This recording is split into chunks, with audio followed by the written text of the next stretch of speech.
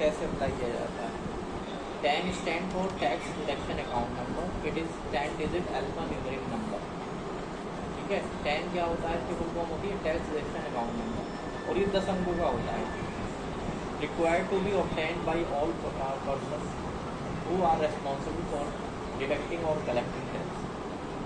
तो ये ना ज़रूरत होती है जो लोग टैक्स डिडक्ट करेंगे, वो टीडीएस डिडक्ट करते हैं, उनके पास टैन नंबर होना चाहिए।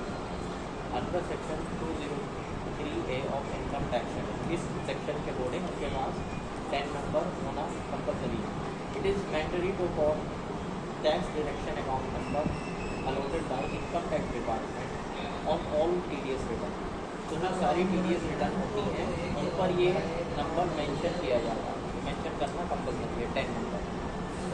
The procedure for application of tan is very simple and can be done online bye filing form 49B। तो ये एक ऑनलाइन फॉर्म होता है 49B, वो भर के आप टैन के लिए अप्लाई कर सकते हैं। The following are specified person who are liable to deduct TDS. अब इसमें है कि कौन लोग हैं जो टीडीएस डिडक्ट करने के लिए एलिजिबल होंगे।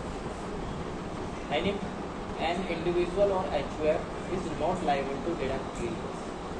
कोई इंडिविजुअल है या HUF है, ठीक है, वो लायबल नहीं होगा टीडीएस डिडक्ट करने के लिए on such payment except where the individual और HUF is carrying on it business और profession where accounts are required to be audited under section 44AB in the immediately preceding financial year. तो यहाँ पर ये कह रहे हैं, यहाँ इंडिविजुअल से मतलब कोई भी एक पर्सन, जैसे मैं हो सकता हूँ, तुम हो सकते हो, तो वो इंडिविजुअल में आते हैं।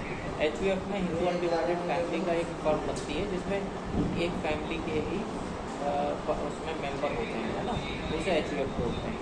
तो वो दोनों टीडीएस काटने के लिए एलिजिबल नहीं है। लेकिन अगर उनके accounts audited under section 44AB में आते हैं तो उनके अकाउंट्स ऑडिटेड आपको करने पड़ेंगे। तो ऑडिट अगर उनका होता है तो उनके लिए जो है टीडीएस टैन नंबर लेना कंपलसरी होगा और वो टीडीएस भी काटेंगे अगर वो अंडर सेक्शन 44AB में आएंगे।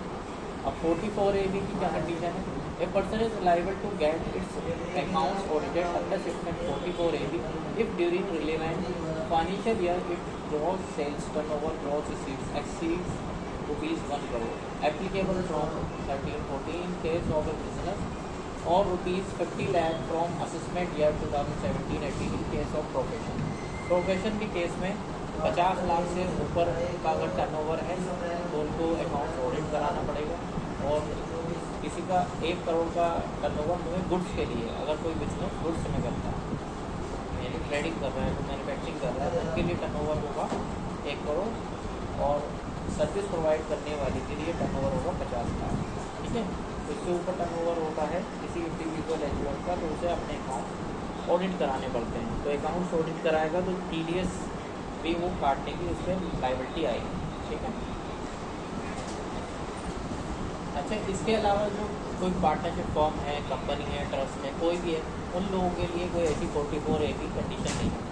वो अगर कंपनी है, फॉर्म है, तो उन्हें टीडीएस टैन नंबर लेना कंपलसरी होगा स्टार्टिंग में, है ना, उनके लिए कोई टर्नओवर की कंडीशन नहीं है। Person who are liable to deduct TDS as per our stated condition must apply for allotment of tax deduction and collection account number in form number 49B within 1 month from the end of the month in which tax was deducted। तो जैसे ही आप पर tax TDS काटने की liability आती है तो आपको उसके 1 महीने के अंदर 49B अप्लाई करना है ना, 1 महीने के अंदर 49B फॉर्म भर के टैन नंबर के लिए अप्लाई करना होगा। Then is mandatory to mention on all transactions related to TDS like TDS certificate, TDS return and other related documents. There is a penalty of ₹10,000 on payroll to apply tan. तो यहाँ पर आपको जो है हर जगह tan number को mention करना होगा, चाहे आप TDS का सर्टिफिकेट दे रहे हैं, चाहे TDS की रिटर्न आप फाइल कर रहे हैं, ठीक है, या कोई भी इसका डॉक्यूमेंट है तो उसका टैन नंबर आपको मेंशन करना होगा।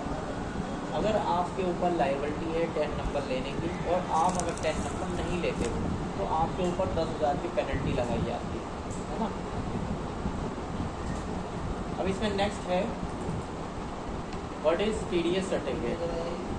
TDS सर्टिफिकेट क्या है? TDS certificate are issued by the deductor, the person who is deducting tax to the deductee, the person from whose payment the tax is deducted. देखो TDS certificate कौन issue करता है? जो deductor होगा, यानी जो TDS काट रहा है, ठीक है। और किसे दिया जाएगा ये सर्टिफिकेट? जिसका TDS काटा गया उसको वो सर्टिफिकेट दिया जाता है।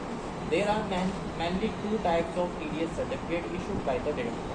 तो 2 तरह के सर्टिफिकेट इशू किए जाते हैं डिडक्टर की साइड से। एक होता है फॉर्म 16 और दूसरा होता है फॉर्म 16A। तो फॉर्म 16 होता है which is issued by the employer to employ incorporating detail of tax deducted by the employer throughout the year। तो ये जो फॉर्म 16 होता है ये एम्प्लॉयर एम्प्लॉय को देता है, ठीक है। एम्प्लॉयर एम्प्लॉय को कब देगा? जब उसके यहाँ आप जॉब करोगे, सैलरी पे काम कर रहे हो, तो सैलरी के केस में फॉर्म 16 दिया जाएगा। जैसे गवर्नमेंट एम्प्लॉय को फॉर्म 16 दिया जाता है। जब कोई प्राइवेट सेक्टर में है एम्प्लॉय, है ना, उसका TDS काटा जाता है तो उसे फॉर्म 16 दिया जाएगा, ठीक है। दूसरा होता है फॉर्म 16 है which is issued in all cases other than salary. अगर सैलरी के अलावा किसी और कंडीशन में आपका TDS काटा जाता है, ठीक है, तो उसमें क्या होगा? फॉर्म 16A सर्टिफिकेट इशू किया जाएगा, ठीक है। अब देखो when TDS should be deducted, आपको TDS कब इशू करना, कब जो है डिडक्ट करना चाहिए? The concept of TDS is based on the simple principle tax is to be deducted at the time of payment getting due और actual payment whichever is earlier. तो इसमें 2 कंडीशन होती हैं TDS काटने की। जो भी चीज़ पहले होगी उस पर आपको TDS काटना पड़ेगा। अब 2 चीज़ें क्या हैं? देखो, या तो आप किसी को एडवांस पेमेंट दे देते हो, जिससे आप कोई सर्विस ले रहे हो, तो उसको अगर आपने एडवांस पेमेंट दे दिया तो एडवांस पेमेंट पर ही आपको TDS काटना होगा, ठीक है। एक कंडीशन ये। दूसरा ये है कि आपने उसको बिल वो आपको पहले बिल दे देता है, जिससे आपको सर्विस रिसीव कर रहे हो, वो आपको जो है बिल इशू कर देता है ना। तो बिल इशू करने में क्या होगा? उसने जैसे बिल इशू करा, आपने बिल रिसीव किया, तो बिल के टाइम पर TDS काट लो उसका, है ना, जो भी TDS आएगा। तो विच एवर इज अर्लियर का मतलब यही होता है कि जो चीज़ें पहले हो, अगर पेमेंट पहले दे रहे हैं तो TDS काटना है, और अगर उसका बिल पहले रिसीव कर रहे हो आप पेमेंट देने से पहले, यानी पहले बिल आएगा उसके बाद पेमेंट करोगे, तो बिल के टाइम पर ही आप TDS काट लोगे, ठीक है। काटा एक बार ही जाएगा, ऐसा नहीं कि पेमेंट पे भी काट लोगे, उस पर भी काट लोगे। चाहे आप वो बिल पहले आ रहा है तो बिल पे काट लोगे, फिर पेमेंट पे नहीं काटोगे, और पेमेंट पे काटते हैं तो फिर बिल पे नहीं काटोगे, ठीक है। तो यहाँ पर देखो एग्जांपल है आपके लिए, ये इसमें एंट्री भी करनी होगी आपको, इसे समझ लो। ABC private limited has to be made payment of ₹50,000 to Mr XYZ in exchange of the professional services.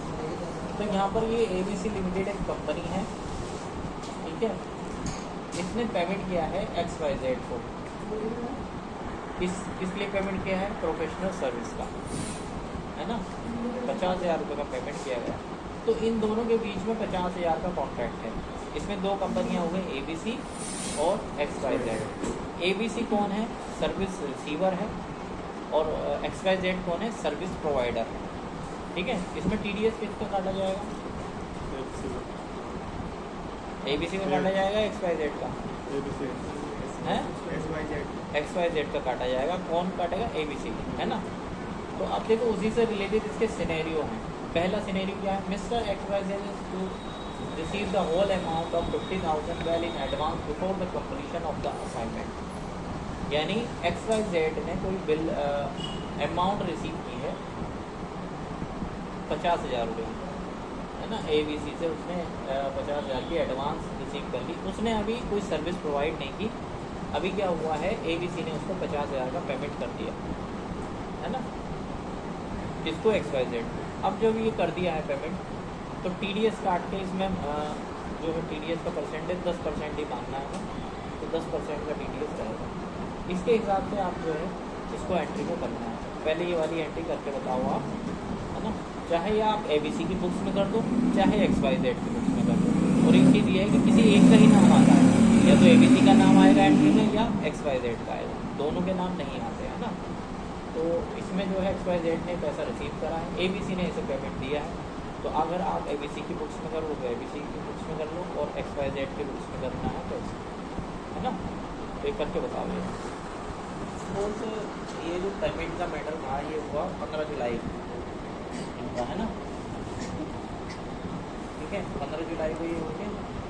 अब 31 जुलाई को इन्होंने बाद में इनका क्या करा, बिल दे दिया। किसने दे दिया? XYZ ने ABC को बिल दे दिया। 15 जुलाई को पेमेंट कर दिया उसने, ABC ने XYZ का पेमेंट कर दिया।